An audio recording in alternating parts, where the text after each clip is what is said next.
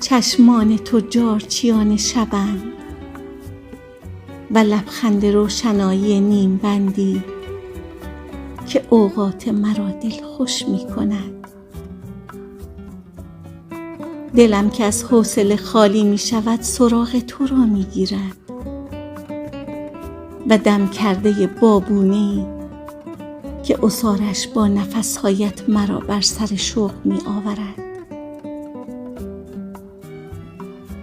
به آفتاب روی تو نگاه می کنم و درخشش زندگی که مرا به درازای عمر می کشاند. تو که باشی ساعت از کویرهای تشنه عبور می کند.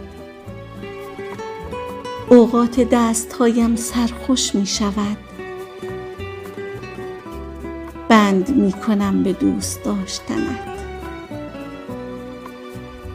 روز در تلاطم دقیقه ها زمان را صرف مستی لبخندت می کند. عشق در تو خودش را جای داده.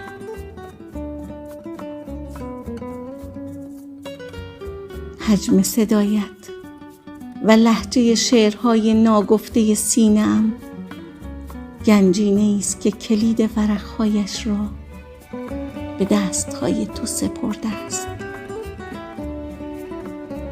بر فراز و گرد حوصله‌ام بنشین، بیقرار از روزهای توام. این علاقه مرا به قلبت چهار میخ کرده است. عرفان یزدانی.